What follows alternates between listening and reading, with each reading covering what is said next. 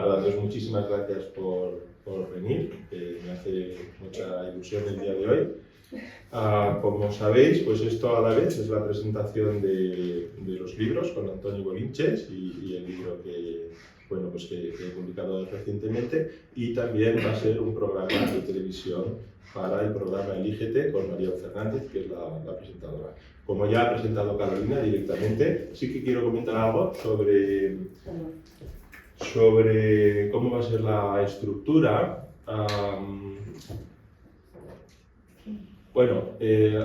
Antoni y yo hemos comentado a Marian una serie de puntos que queríamos abordar sobre nuestros respectivos libros. Antoni, que es un grandísimo psicólogo clínico y terapeuta de pareja, me ha parecido incluso encontrar información, pienso que es el terapeuta de pareja autor más vendido, pero no sé si es en Cataluña o en España.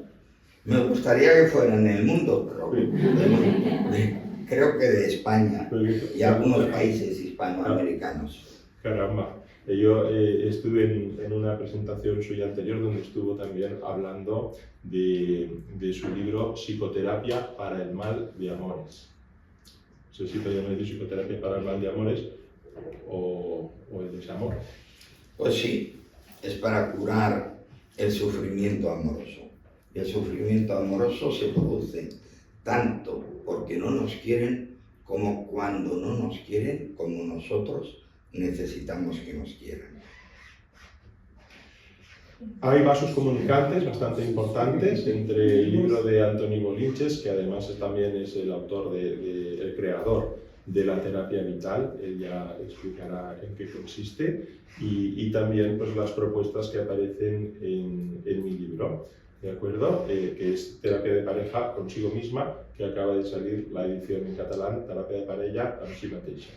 Decía que la estructura será que Marian conducirá el espacio en el cual nosotros le hemos comentado los 10 puntos que a cada uno de nosotros nos gustaría abordar, y luego Marian, que es periodista, además de la presentadora del programa Elígete, abrirá el espacio de preguntas y al que después con total libertad os podéis sumar.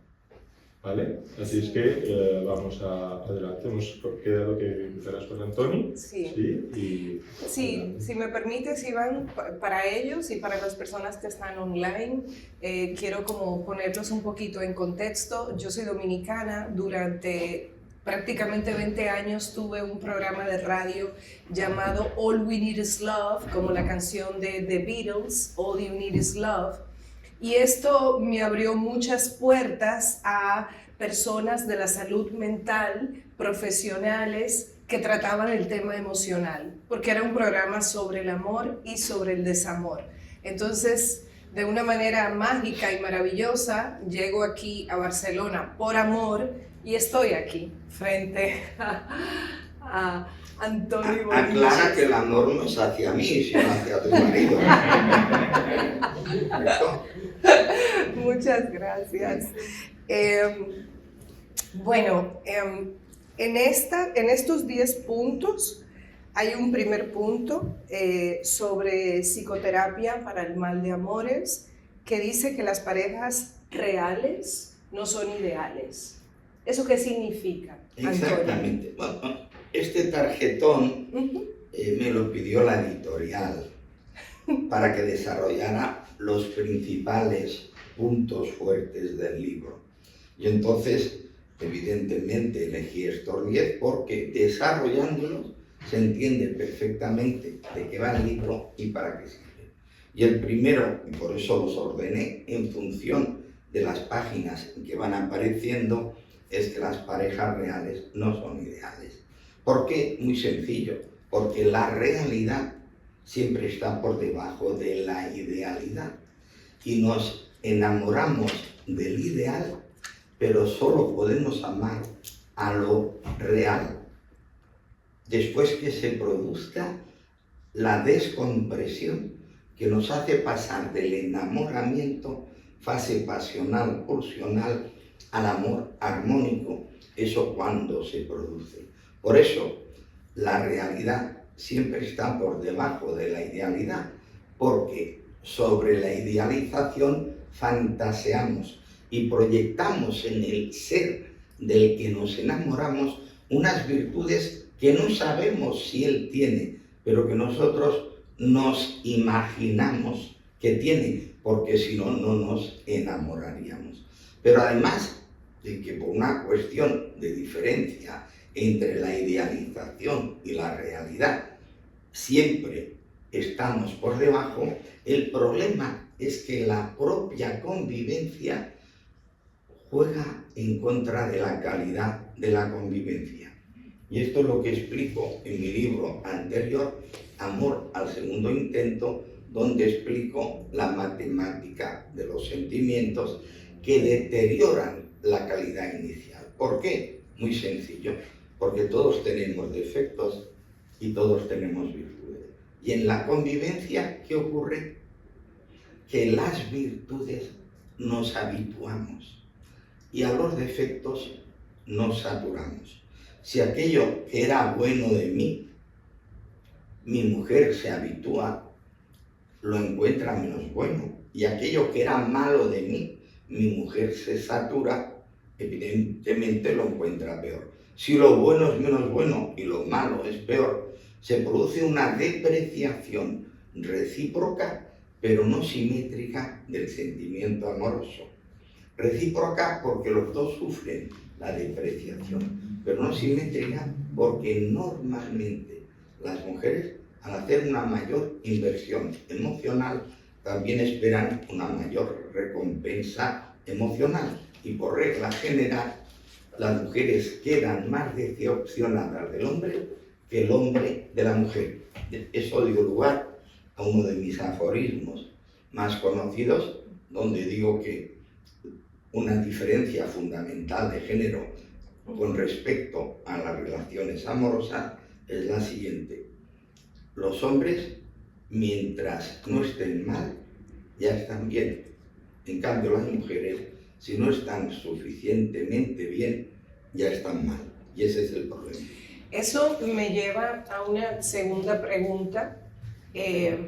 Antes de entrar con Iván, ¿la gente ama como puede o también idealizamos cómo queremos que nos amen? Muy buena pregunta. Es tan buena que no te la sé contestar, pero bueno, pero lo intentaré. A ver, en el fondo, el amor, la idealización, la fase de enamoramiento, es una proyección de lo que queremos encontrar en el otro. Y si lo encontramos en un cierto punto, nos apoyamos en ese cierto punto.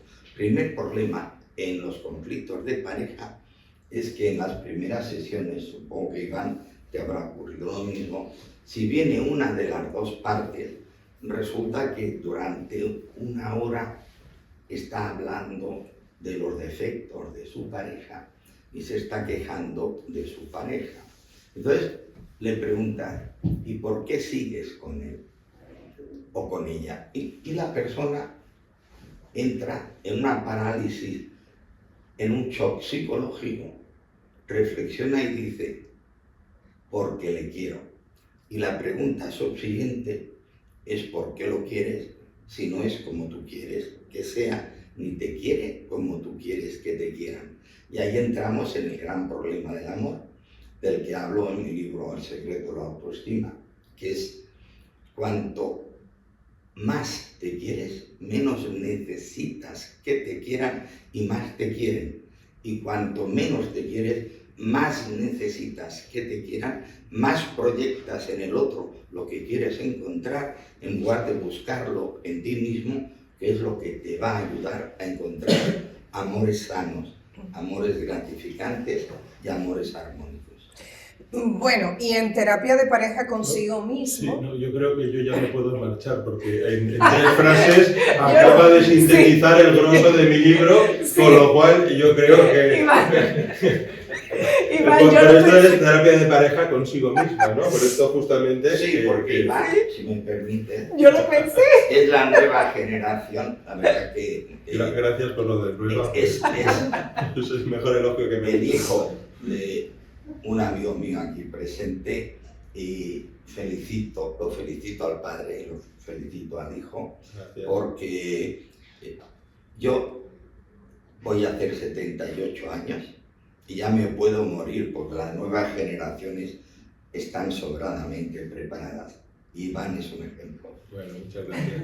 Yo te juro que lo pensé escuchándolo. Él dijo, pero lo ha dicho todo. Bueno, pero entiendo que te dio pie. O sea, te da Sí, pie. lo has sintetizado, Sí. Me he podido ahorrar bastantes páginas. No, te da pie con la ruta de orígenes. Te da pie. Bueno, Porque nadie puede amar aquello que no conoce, pienso yo. Y yo creo que Antoni lo ha dicho muy bien. Muy bien, sí. Bueno, pues justamente sí, voy a responder tanto terapia de pareja consigo misma y ruta de orígenes las puedo hilanar, porque la terapia de pareja consigo misma es una propuesta terapéutica que puede ser acompañada por un terapeuta o también pues, puede trabajarla una persona con su propio autodiálogo y la lectura pues, le puede ayudar, ¿no? La lectura es una herramienta que puede ser usada o no en contexto clínico. También a lo que se refiere es a esto, ¿no? a la cuestión del autodiálogo. La cuestión del autodiálogo con una mirada sistémica, es decir, que tenemos en cuenta todos los elementos del sistema o de los sistemas en los que estamos inmersos, la familia, la comunidad, la sociedad, y cómo cuando nos hablamos a nosotros mismos tenemos todos esos elementos en cuenta. Y también nuestra historia y el punto en el que estábamos cuando pues, íbamos tomando los distintos caminos que tomábamos, a veces decidiéndolo, a veces pues, sobre la marcha improvisando. Terapia de pareja consigo misma también es un libro, y como libro forma parte, y esto me enorgullece, ¿no? me hace sentir bien, forma parte de una cadena, porque realmente formamos parte de una cadena, de un continuo.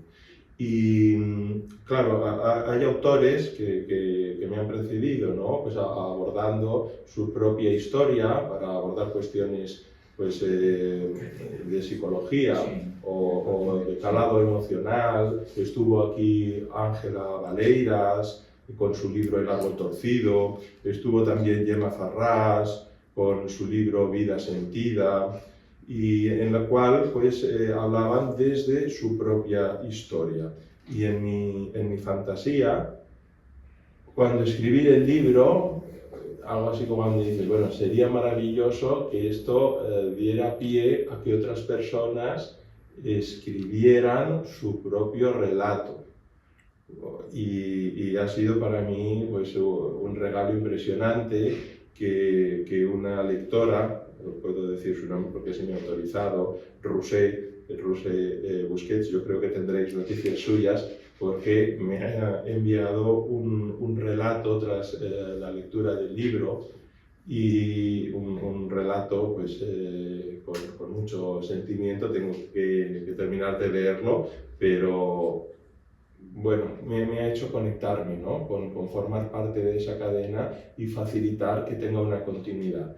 Y me ha hecho acordarme de algo que me dijo un artista, y era un artista que trabajaba con arcilla, y entonces me transmitió cómo cuando trabajaba con la arcilla sentía esta conexión con los orígenes, con los materiales tan antiguos, ¿no? Y entonces lo he conectado y he pensado, caramba, esta idea de continuidad. Y esto, por esto decía que lo podía llevar con la ruta de los orígenes, porque en el fondo esto es la ruta de los orígenes, son nuestros orígenes, nuestra familia, y cuánto inciden en nuestro desarrollo emocional y en nosotros, ¿no? Entonces, si nos observamos como un individuo desligado de su entorno, yo a veces pienso, por ejemplo, si encontraran, no sé, encontraran unos extraterrestres un fémur, ¿no? y se dedicaran pues, a mirarlo solamente con microscopio y intentaran entender qué es por su composición, pero sin poder entender a qué animal pertenece, a su vez pues, a a qué, bueno, pues a qué grupo de animales, cuál había sido su evolución, cómo había evolucionado ese fémur, en qué superficie pues estaba preparada o qué distancia recorría. Entonces, si no tenemos en cuenta toda la mirada histórica, realmente pienso que podemos entender muy poco. Y entonces la ruta de los orígenes es un trabajo que consiste en hacer una investigación sobre nuestros orígenes familiares. Esa investigación se hace haciendo algo tan tradicional como sentándonos a tomar un café con nuestra abuela o con nuestra tía abuela y preguntándoles y mostrando interés, y entonces luego contrastarlo con lo que te cuenta una prima, segunda, o aprovechar un encuentro con... Y entonces, pues el hablar con las personas mayores y el ir entendiéndonos mejor a nosotros mismos. Tenemos que hacer una primera pausa, es una pausa técnica y volvemos.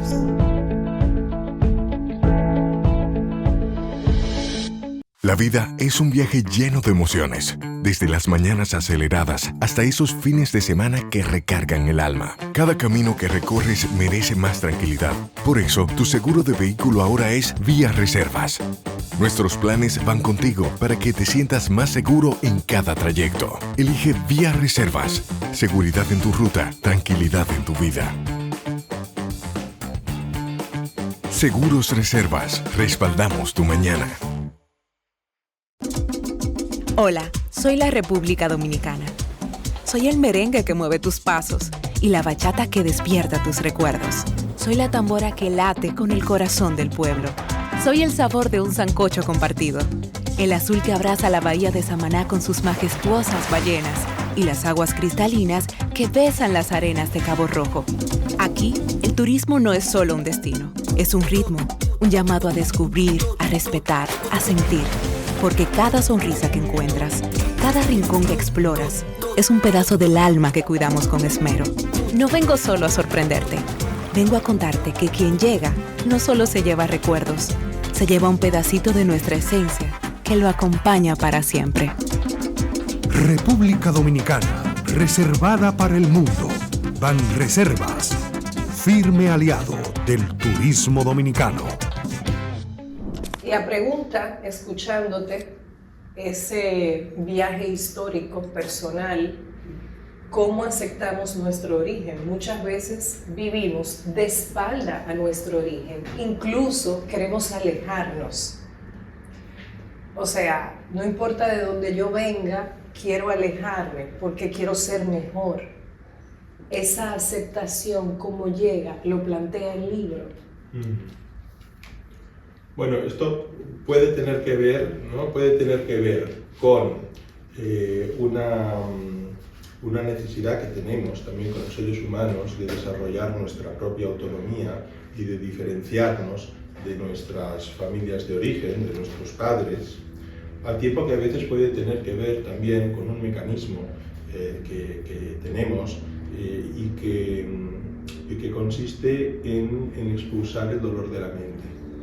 Entonces a veces nos acercamos con mucho cuidado porque no queremos sufrir y por eso es tan importante también las enseñanzas del libro de Antoni que hablan en el fondo, de aprender a sufrir bien para crecer, ¿no? Esto lo explicarás mejor tú. ¿Y cómo acercarnos? Sí, el libro habla de acercarse. Yo propongo acercarse con la mirada de un interés genuino, como un historiador que se acerca sin decirlo. El fundamento es con una mirada libre de juicio. Claro que esto se trabaja, es muy importante también. En una ocasión lo hemos comentado también en el periodismo, ¿no? O cuando eres escritor o cuando haces cine, ¿no? El poder acercarte sin un juicio, sino con un interés genuino, y lo cual supone una humildad, y por tanto esto te permite estar pendiente de aquello pues, que estás observando y que estás en relación y que estás verdaderamente escuchando lo que te están diciendo. A la vez diría que esto también sería una buena receta para evitar la cuestión de las proyecciones en las que estabais comentando en el inicio de la charla, ¿no? En psicoterapia para el mal de amores, en este segundo punto, Antoni, siempre que decidimos convivir en amor, estamos asumiendo el riesgo de dejar o ser dejados. Yo siempre he dicho que en una relación, cuando tú la inicias, está la decisión de dos personas, o sea, entran, pero cuando tú la terminas, solamente tal vez una puede decir, bueno, hasta aquí, y el otro tiene que aceptar eso. O sea, para tú comenzar, se necesita que dos gente digan que sí, pero para tú terminar, ¿no? Pues casi siempre es así. Hay pocas parejas que rompan en una variante minoritaria que es el consenso de dos personas que se dan cuenta que están siguiendo caminos divergentes y entonces toman una decisión consensuada, bilateral, recíprocamente aceptada. Pero esto es minoritario. En una relación, cuando se rompe, siempre hay uno que se siente dejado. Pero curiosamente, a veces se siente dejado aquel al que dejan. ¿Cómo podríamos explicar esa aparente paradoja? Muy sencillo, porque la decisión de dejar puede ser activa o reactiva. Luego yo puedo dejarte a ti porque ya no te quiero, pero puedo dejarte a ti queriéndote porque tú me has defraudado. Casi siempre, por ejemplo, en los casos de infidelidad, es frecuente que el que deje es el que se siente traicionado, porque como tenían un consenso tácito o expreso de fidelidad, si mi mujer me es infiel, yo no tengo la capacidad de asumir la infidelidad, yo dejo a mi mujer. Entonces tú me preguntas, ¿quién ha dejado a quién? Y yo te digo, la he dejado yo, pero sí que te estoy informando mal. Y entonces añado, bueno, la he dejado yo, pero es que la encontré con el butanero en la cama. La cosa cambia. Quizás te dejó ella primero. Exactamente, porque yo la estoy dejando reactivamente. Por tanto, siempre sufre más el que más ama y el que se siente dejado sin querer ser dejado, incluso cuando él deja de manera reactiva. Porque el que deja porque quiere dejar solo tiene un cierto sentimiento de culpa de dejar al otro. Pero quien se siente dejado sin querer tiene tres problemas. Le rompen el estilo de vida que llevaba sin desearlo, pierde al sujeto amoroso que querría mantener y lo más grave, como tú intuías y comentabas, tiene una herida en la autoestima, afecta a su seguridad personal, puesto que si no me quieres, yo creo que no soy querible y lesiona mi autoestima. Tanto es así que hay personas que dejan en otra variante, que es la ruptura preventiva, que es que yo te dejo a ti cuando empiezo a intuir que tú ya no me quieres igual y que me puedes dejar. Y son esas personas que dicen, a mí nadie me ha dejado. Muy sencillo, porque cuando han intuido que les podían dejar, se anticipan a dejar ellos para mantener, digamos, una precaria autoestima, puesto que no aceptarían ser dejados. Y eso que usted dice de el que más ama es el que termina sintiéndose, sufriendo más. ¿Y qué es más importante, amar o ser amado? A ver, lo importante sería que ambas cosas se dieran en proporción semejante, pero que hay una correlación clarísima que he podido comprobar a lo largo de casi 50 años de ejercicio profesional, que es que quien tiene mejor autoestima ama mejor y no necesita tanto que le amen. Y quien tiene peor autoestima ama peor porque hace demandas. Entonces, y si yo cada día te estoy pidiendo que me demuestres que me quieres, al final te cansarás de mis demandas. Luego, cuanto más me quiero, más me quieren. El problema es cómo consigo quererme si no me quieren. Y ahí sale el tema que comentabas tú muy bien de los orígenes. Por eso la importancia de las constelaciones familiares. Si no me he sentido querido en la infancia, tengo un déficit de autoestima y necesitaré mucho refuerzo positivo, pero siempre me quedará una cicatriz. Y aunque me quiera mi primera, segunda o tercera pareja, si no me sentí querido por mi padre o por mi madre, siempre será mi zona frágil. Ojalá todos nos sintiéramos queridos de niños y luego recibiéramos refuerzos amorosos como adultos. Pero como eso no siempre es así, lo que hemos de hacer es convertirnos en terapeutas de nosotros mismos, aceptar que no fuimos queridos y hacer cosas para sentirnos queribles, no para que nos quieran, porque entonces entramos en actitudes de servilismo. Yo no he de hacer complacerte a ti para que tú me quieras, sino hacer lo correcto conmigo y en relación a ti para hacerme querible. En terapia de pareja consigo misma se habla de ruta de los afectos, a propósito de lo que está diciendo Antoni. Pero yo tengo que decir, para mi país también, República Dominicana, que estamos en el centro de terapia familiar de Barcelona. Es importante yo decir eso. Iván es el director. Ruta de los afectos. ¿Ese viaje cuál es? Bueno, muchas gracias. Soy el codirector junto al doctor Albert Sarró, que es el fundador, y justamente la ruta de los orígenes, que antes no lo dije, y la ruta de los afectos eran dos cursos que se daban, eran el cuarto y el quinto curso del máster que se impartía, y era así el nombre, ¿no? La terapia de los orígenes pues iba orientada a hacer un trabajo personal, explorando pues los legados familiares, los mitos, la historia, ¿no? y todo el peso de la familia de origen. Y la ruta de los afectos se centraba más en la cuestión afectiva con la familia nuclear, con mamá y papá.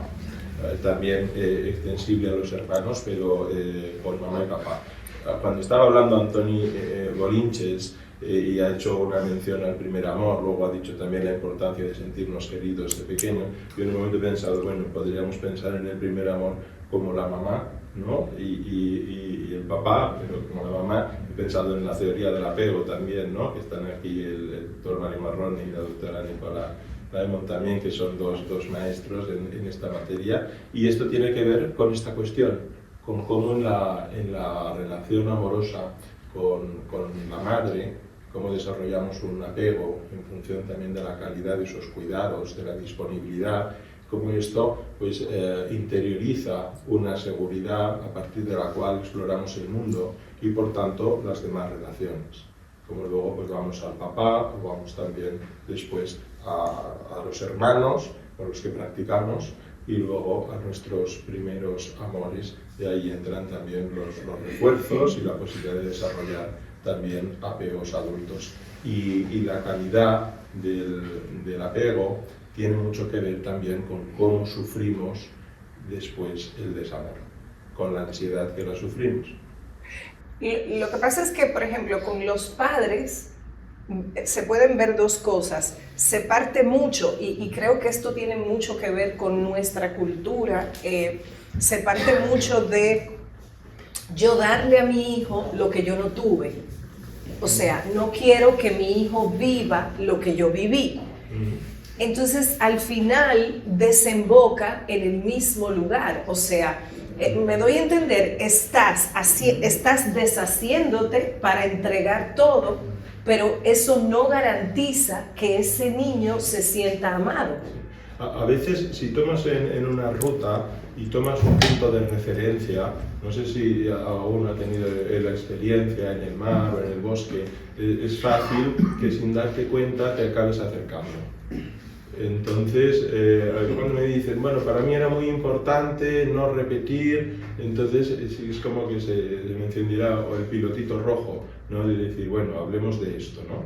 Porque la referencia pues, son los padres. Entonces estás utilizando esa referencia y por lo tanto ese programa. Y posiblemente conseguirás no repetir el programa de la misma manera, pero es fácil que se repita de una manera semejante, con una estructura parecida, de una forma en la que tú no seas consciente que ahí estás desarrollando el programa justamente que querías evitar.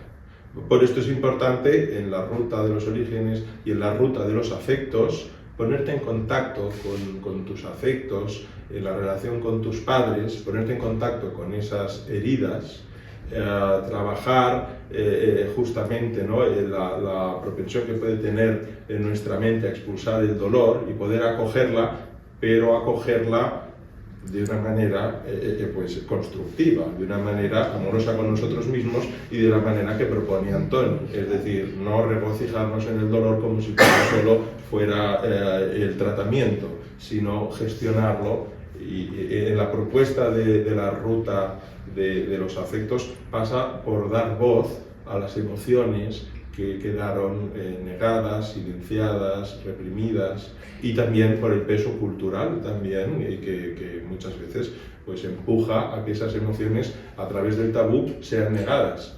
Pero entonces tenemos que hacer una pausa, pero Antoni mencionaba lo de convertirnos en nuestro propio terapeuta, pero eso viene del resultado de un sufrimiento, o sea, de tener la conciencia de me siento mal, me pasa esto, paso por este viaje, esta ruta de los orígenes, esta ruta de los afectos, veo las carencias que hubo y entonces llego donde el terapeuta. Gran pregunta.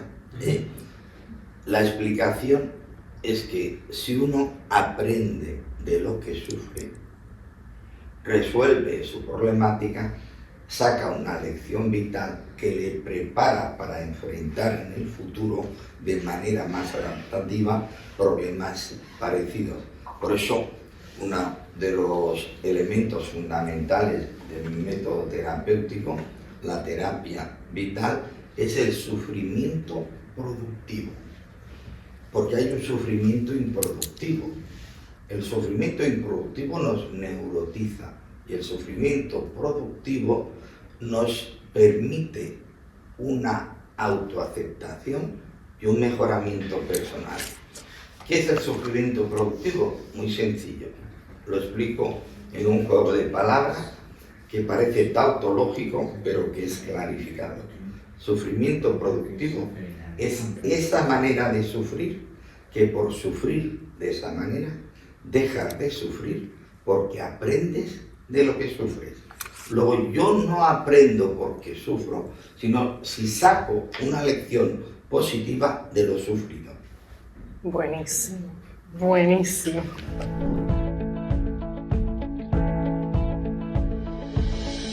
La vida es un viaje lleno de emociones, desde las mañanas aceleradas hasta esos fines de semana que recargan el alma. Cada camino que recorres merece más tranquilidad. Por eso, tu seguro de vehículo ahora es Vía Reservas. Nuestros planes van contigo para que te sientas más seguro en cada trayecto. Elige Vía Reservas. Seguridad en tu ruta, tranquilidad en tu vida.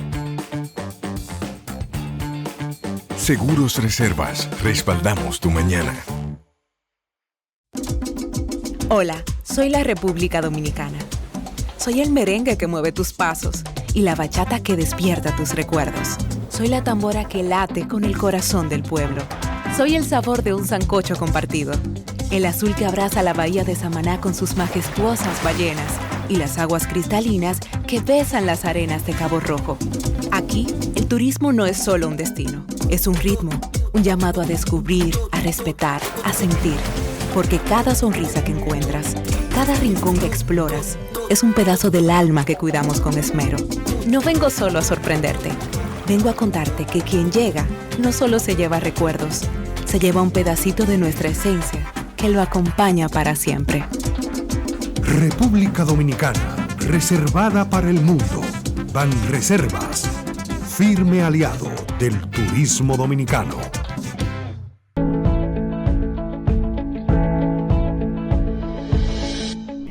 Iván, ¿la ruta de la paz o del tesoro? Sí, tomo justamente, porque pienso que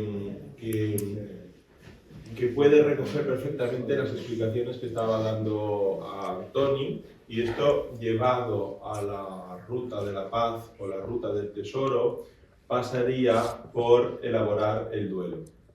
Entonces, de alguna manera, esta manera de aprender a sufrir de manera que suponga un crecimiento y que por tanto nos prepare para afrontar la vida con mayor madurez, es el mecanismo del duelo.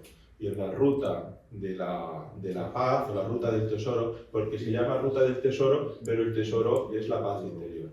Es esa paz que encuentras cuando consigues pues, llegar a la fase de aceptación del duelo, te sientes más reconfortado y más seguro en ti mismo, y ya no estás como al principio de empezar esa ruta de la paz o ese proceso de duelo. Ya estás en otro momento personal en la cual pues, es más fácil también tener una mejor relación contigo mismo y por tanto proponer una relación más madura a las personas que te rodean. ¿Estás de acuerdo? Totalmente de acuerdo. Ya veis que desde distintos enfoques y con distintas nomenclaturas no hay más cera que la que arde.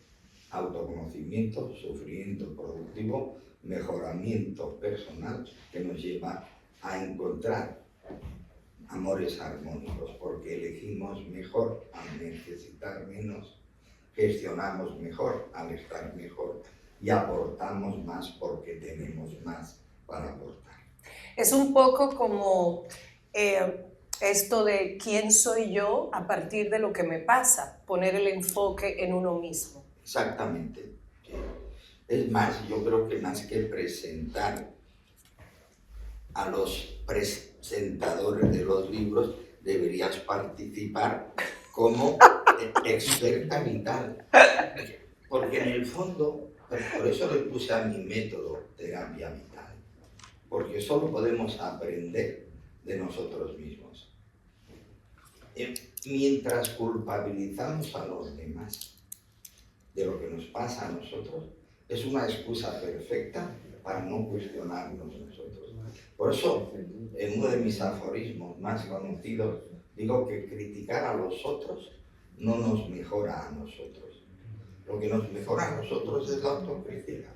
Entonces yo, en lugar de pasarme una hora criticando a mi mujer, debería preguntarle a mi mujer qué es lo que no le gusta de mí.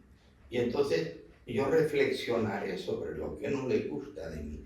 Y quizá le gustaré un poco más a ella si rectifico, pero sobre todo me gustaría un poco más a mí por haber rectificado, no porque me lo ha dicho mi mujer, sino porque mi mujer me ha dicho algo que yo, sometiéndolo a mi propio diálogo interior, me doy cuenta que tiene razón. Por eso cada vez que alguien te critica, te está ayudando a descubrir tu punto débil. Por eso no deberíamos sentirnos mal cuando nos critican, sino entender que es una oportunidad para la autorreflexión, el autoanálisis y el automejoramiento. Hay un punto aquí, Anthony, del libro que dice: cuando ha de decidir el corazón, mejor que decida la cabeza, aunque eso signifique un sufrimiento para el corazón. Sí, bueno, esto es mi teoría del amor armónico y eso se alcanza con los años. Para entendernos, el primer amor no se elige con la cabeza, ni siquiera con el corazón, se elige con la pasión, que tiene que ver más con el instinto. El primer amor es la conjunción de dos situaciones, dos atracciones y dos necesidades. Con el tiempo, yo voy viendo si esa persona que me gusta, además me conviene. Y el amor armónico nos lleva a elegir a las personas que nos gustan del grupo de personas que nos conviene, o las personas que nos convienen del grupo de personas que nos gustan. Casi siempre los parámetros psicoestéticos inicialmente son importantes. Por tanto, la evolución normativa es: primero me gusta una persona, A partir de ahí interactúo con ella, interactuando adecuadamente descubro si además de gustarme me conviene. Y si es así, estoy haciendo una buena elección. Pero no basta con la buena elección, ha de haber una buena gestión y ha de haber una buena aportación. Por eso repito, una de las ideas básicas de mi libro, El arte de enamorar, que fue mi tercer libro. Todos vosotros aún no habíais nacido, pues todos sois jóvenes, correcto. Y decía en El arte de enamorar que el arte de enamorar es el arte de mejorar. Y después de 30 años de haber escrito ese libro, lo sigo defendiendo y ratificando, porque empíricamente es así. Solo haciéndonos queribles nos querrán. Me encanta. Es que se conecta totalmente con el punto del libro tuyo que habla de amar nuestras decisiones. Es buenísimo, o sea, cómo se va. Bueno, quiero mostrar mi total acuerdo con lo que plantea Antoni de aprender desde nuestra propia experiencia, ¿no? Esta es justamente la base de ambas rutas, de las tres rutas, de la ruta de los orígenes, de la ruta de los afectos y de la ruta de la paz, que es hacer un trabajo experiencial, y este es el motivo por el que he elegido pues, ese formato autobiográfico en la redacción de terapia de pareja consigo misma, y por eso concluye invitando a los lectores a elaborar su propio relato. Y esto nos lleva a amar nuestras decisiones. Bueno, lo de amar nuestras propias decisiones, esto fue algo que no aprendí en ninguna clase de psicología ni nada, es algo que me ocurrió y que me ha ayudado, y lo que nos ayuda a unos no tiene por qué ayudar a otros, ¿eh? Esto es muy importante. Pero bueno, pero sí que tenemos este arte de conversar y compartir, y alguien pues también puede decir, bueno, pues a mí en un momento dado me puede ser útil. Yo viajé a Estados Unidos muy jovencito y bueno, pues salí con mucho equipaje, tampoco tenía experiencia en viajar, llevaba no sé cuántos kilos, yo me recuerdo llorando por la calle, arrastraba muchísimo peso y además fue cuando hubo el atentado de Nueva York, con la caída de las Torres Gemelas, y fue un tiempo difícil y tenía que tomar decisiones, y entonces tenía la sensación, no tenía la sensación, tenía la certeza de no tener ni idea, es decir, no sé, pero ni idea. Y esto nos pasa tantas veces en la vida, porque si tuviéramos una bola de cristal, pero hay veces que en tu juventud tienes que tomar decisiones que son vitales, o tú sientes en ese momento que son muy importantes, y no tienes ni la más absoluta idea, y diciendo, ¿yo por qué tengo que decir esto? ¿No? Si no tengo ni idea, esto lo pueden... yo tuve la fortuna de sentir la pasión de la psicología desde muy jovencito, y esto me ayudó a tomar decisiones, pero otros chicos les preguntan con 14 años, ya tienes que decidir qué quieres estudiar y esto ya determinará tu futuro, y piensas, pero si no tengo ni idea, ¿no? Entonces, bueno, pues esto puede generar ansiedad. Yo sentía ansiedad cuando venían a atenderme a la mesa, me decían, ¿qué quiere usted tomar? Miraba la carta y es que lo quería todo. Y decía, ostras, y claro, el camarero se quedaba mirando y yo quería todo. Y esto ya generaba ansiedad. Pues imagínate decidir qué hacer con el equipaje, hacia dónde ir, volver a España después del atentado o quedarme allí. Tenía que tomar decisiones importantes, era muy joven, no me sentía preparado. Y entonces ahí me acudió a la mente la idea de amar tus decisiones. Y luego se fue desarrollando en el tiempo algo así como amar las decisiones como si fueran tus hijos. Y como, en el fondo, no lo sé porque no tengo hijos, ¿no? Es un poco literario, pero yo como siento, y también porque escucho a las personas en mi trabajo, tengo esa fortuna también, y bueno, porque soy hijo, no soy padre, pero soy hijo. Y a los hijos no los quieres porque son perfectos. Los quieres, entre otras cosas, porque son tus hijos. Y esto yo invito a las personas que piensen así en sus decisiones. Cada vez que revisamos una decisión que hemos tomado en nuestra vida, la probabilidad de que seamos injustos es muy alta, a no ser que tengamos un trabajo personal muy importante. porque lo vamos a hacer desde la madurez del momento actual. Entonces vamos a decir que fuimos unos idiotas. Sí, claro, bueno, pero ¿cómo va con 22 años? Bueno, si realmente tienes la madurez de alguien de 40 años o de alguien de 50, no lo sé, y con 15 pasa lo mismo. Entonces, como te tiras las manos a la cabeza y piensas, qué error, nunca lo volvería a hacer. Bueno, nunca lo volverías a hacer si tuvieras con 15 la madurez de 45. Si tuvieras la de 15, no lo sabemos si la volverías a hacer. Y hay otra cuestión que no solamente pasa con la madurez personal en el momento que tomas la decisión, es que solamente en el momento que tomas la decisión puedes tener cierta perspectiva de todos los elementos sistémicos que están ejerciendo una influencia que puede ser consciente y también inconsciente para que tú tomes esa decisión. Entonces podemos tomar decisiones en la vida que luego valoramos con el paso del tiempo que son más acertadas y a veces valoramos que pues, no han sido tan acertadas o que nos hubiera ido mejor decidiendo algo. Pero si pudiéramos querer esa decisión como se quiere a un hijo, como decir, fue la que yo tomé y mis motivos tendría unos motivos que ahora es casi imposible que pueda contemplar con justicia. Pero este es el camino que yo tomé y por tanto lo amo como se llama único. Siento que este es un instrumento concreto para aprender a amarnos a nosotros mismos. Porque decimos, es importante amarnos a nosotros mismos. Y es muy fácil que la persona con la que estás hablando en el espacio de terapia te diga, muy bien, pues dime cómo se hace, porque igual ya no había venido, me habría ahorrado el viaje, ¿no? Entonces, este es como un instrumento muy concreto que puede ayudar. Y me parece una metáfora muy ilustrativa.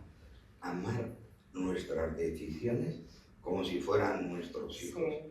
Eso en mi método terapéutico, la terapia vital, se llama decisiones cruciales.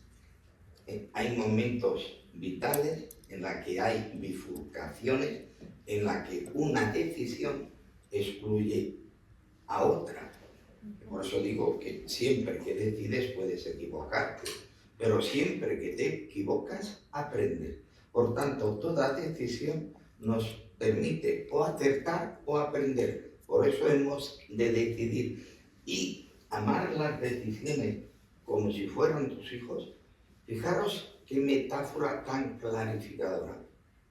¿Por qué? Porque los hijos nacen y crecen y las decisiones cruciales nacen y crecen. Primero decidimos y en función de esa decisión pasan cosas. Y ojalá esos hijos salieran como nosotros queremos, y si no salen como nosotros queremos, tenemos la fortuna que las decisiones cruciales solo son hijos mentales, no hijos físicos. Por tanto, aprendo de lo decidido y dentro de un tiempo puedo decidir otra cosa.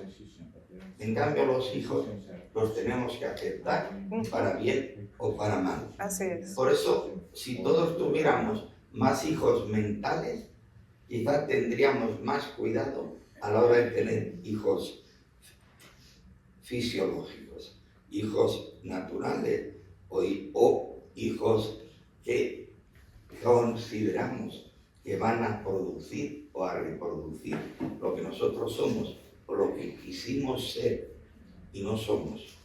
Ese es el gran problema de los mandatos infantiles.